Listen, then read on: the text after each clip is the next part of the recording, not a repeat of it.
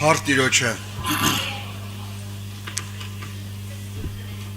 մեր վրուր աղբորն էլ լուրջ վտանգավոր բան չկա, երևի թևն ա կոտրվել,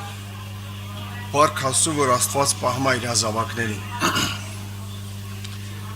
Թող փառավորվի Տիրոջ սուրբ պատվական անունը, ժողովուրդ ջան։ Այսօրվա օրը Աստված մեզ պարգևել է մի կարևորագույն բանի համար, շատ անգամներ է սրա մասին ասվել, բայց կուզեմ այսօր նորից կրկնություն լինի, թող այդ կրկնությունը ձանձրություն չլինի։ Ցանկացած Աստծո պարգև, ցանկացած օր, երբ որ Աստված մեզ պարգևում է, ունի նպատակ, ունի իր մեջ ինչ որ բան մեր կյանքի մեջ անելու, որովհետև Աստված երբ որ մարդուն կանչում է, ուղղակի չի կանչում զուտ կանչելու համար, նպատակ ունի, որպեսզի այդ մարդին հասցնի հավիտենական հանգստի։ Երբ որ Հիսուս Քրիստոսը խաչի վրա չարչարվում էր, խաչի վրա տառապում էր, իզուր չէր, կար նպատակ։ Նպատակներից մեկը Աստծո հավիտենական ծրագիրը իրականություն դարձնել եւ այն մարդուն, որ Աստծո փառքից ընկել էր Եդեմական պարտեզի մեջ, վերադարձնելու նորից այդ փառքի մեջ։ Աննպատակ չէր, երբ որ խաչի վրա Հիսուս Քրիստոս արտաբերեց այսպիսի խոսքեր. ամեն բան կատարվեցավ։ Այո, թող փառավորվի Տիրոջ անունը։ Ես կուզենամ, որպեսզի ամեն օր, ամեն Աստծո պարգևած օր, երբ որ մենք մեր աչքերը կբացենք ու կտեսնենք Աստծո պարգևը, մենք ասենք Տեր, այսօրվա համար ինչ ունես ինձ համար պատրաստած։ Օգտի, որ ես դրա մեջ մնամ, օգտի, որ ես դա հասկանամ, օգտի, որ ես դրա մեջ խորանալով քեզ ավելի լավ ճանաչեմ։ 91-րդ Սաղմոսի մեջ տեսեք ինչ ա գրված, սիրելիներ, առաջի 2-3 համարները պիտի ընթերցեմ։ Բարձրալի ծածկոցի տակ բնակողը ամենակարողի շուքի տակ է հանգստանում։ Ես կասեմ Տիրոջը իմ ապավեն եւ իմ ամրոց, իմ Աստված, որին ես հուսացած եմ։ Որովհետև նա կփրկե քեզ որսողի որոգայթիցը, չար ժանտամահիցը։ Նա կծածկե քեզ իր փետուրներով է, նրա թևերի տակ ապահով կլնես, նրա ճշմարտությունը ասպար է եւ զրահ։ Սաղմոսերքուն ասում է, որ բարձրալի ծածկոցի տակ բնակողը ամենակարողի շուքի տակ պիտի հանգչի։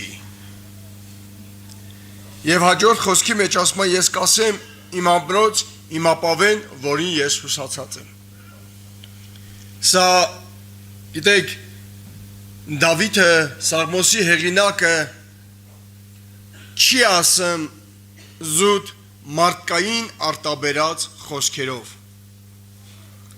այլ ինքը, երբ որ կարդում ենք իր կյանքը, իր անցած ուղին, մենք տեսնում ենք, որ ինքը ոչ միայն խոսքով, այլ նաև գործնական էր ապացուցեմ, որ ինքը վստահում է այդ Աստծուն, որ այդ Աստված իր ապավենն է։ Բայց ցավոք սրտի այսօր օդի իշխանը հասել է մի հնարավորության, որ շատ-շատերին համոզում է, որ գիտես ինչ, դու մենակ ասա, որ Աստված իմ ապավենն է, դու մենակ ասա, որ Աստված քո Տերն է, եւ կարծես թե ամեն բան կարգի կընկնի։ Գիտեք, ես սա ուղղակի օրինակ եմ բերում, ոչ մեկինի նկատի կամ քննադատելու միտում անգամ չունեմ։ Շատ եմ նկատել, երբ որ մարդիկ մեքենայով անցնում են, ասենք, եկեղեցու կողքով, տաճարի կողքով, շինության կողքով, գիտեք, խաչակնքվում են 3 անգամ։ Ու ամեն անգամ այս իրավիճակը ես տեսնելուց իմ մեջ հարց եմ տալիս։ Այս մարդիկ ինչքան խաբված են։ Մտածում են, երբ որ խաչակնքվեցին, այն էլ 3 անգամ, իրոք իրանք Աստծո ապավինության տակ կլինեն։ Բայց Դավիթը դրա մասին չի խոսում Սաղմոս 2-ում, դրա մասին չի ասում, որ ես կասեմ Տեր իմ ապավեն եւ իմ ամրոց, որին որ հուսացած եմ։ Երբ որ տեսնում ենք Դավիթի որդին հոր դեմ էր դուրս եկել։ Գիտեք, Դավիթը որպես թագավոր կարար մեկ հրաման արձակեր եւ հարցերը լուծվեր։ Բայց երբ որ ուշադրությամբ կարդում ենք, ասում Դավիթը վեր կացավ, թողեց գահը ու փախավ իր տղու երեսից։ Ճանապարհին Սավուղի ցեղի ներկայացուցիչներից մեկը դուրս եկավ եւ սկսեց Դավիթին անիծել ու քարեր շպրտել։ Զորավարներից մեկը Հովաբը ասավ. «Ով է այս սատկած շունը, որ իմ Տեր թագավորին այսպիսի բաներ ասեմ։ Թույլ տուր գնամ, մեկ անգամ չկրկնեմ այլևս, նրա գլուխը վրայից հեռացնեմ»։ Բայց Դավիթի պատասխանը որն էր, սիրելիներ։ Թույլ տուր, որովհետև Աստված է հրաման տվել։ Դավիթի վստահությունը, Դավիթի ապավինությունը ոչ թե իր ունեցած դիրքի իշխանության վրա էր, այլ իրապես Աստծո վրա էր Դավիթի ունեցած այդ ապավինությունը։ Բարձրալից ասկոցի տակ բնակողը ամենակարողի հովանավորության տակ պիտի հանգչի։ Որն էր սա։ Եվ Դավիթը այսպիսի խոսքեր ասեմ, եթե Տերը հաճի ու կամենա, գիտեք, ասպա ես նորից կդառնամ իմ թագավորական գահին։